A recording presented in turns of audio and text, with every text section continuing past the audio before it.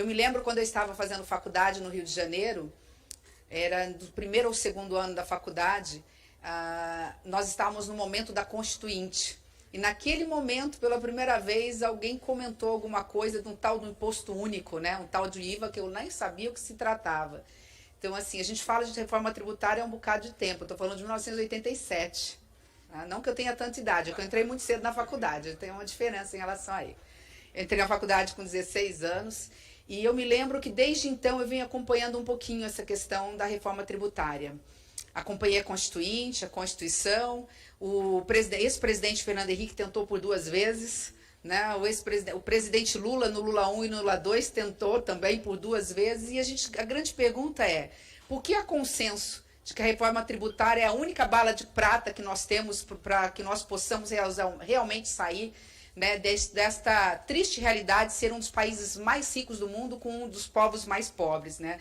De onde vem essa tão desigualdade social e por que a reforma tributária é consenso e ela nunca sai do papel? Nós tínhamos e temos dentro do Senado Federal um grande problema, porque os senadores representam os estados da Federação Brasileira e nós temos um país de dimensões continentais onde quando a gente tenta avançar na reforma tributária a gente tem um problema federativo.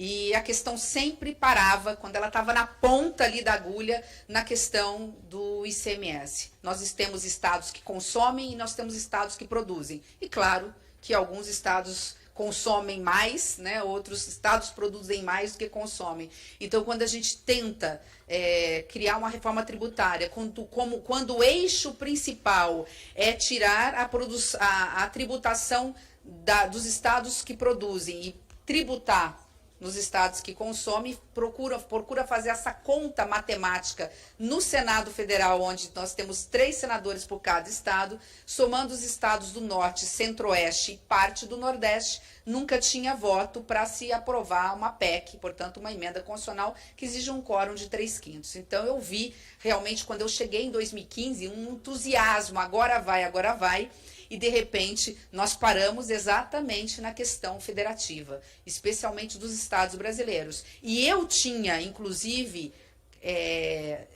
assim, no mínimo eu tinha senões em relação à reforma tributária, porque eu venho do estado produtor, que não consome muito pela sua baixa densidade demográfica, que é o estado de Mato Grosso do Sul, e que ia perder muito com a reforma tributária, aquela lá de 2015.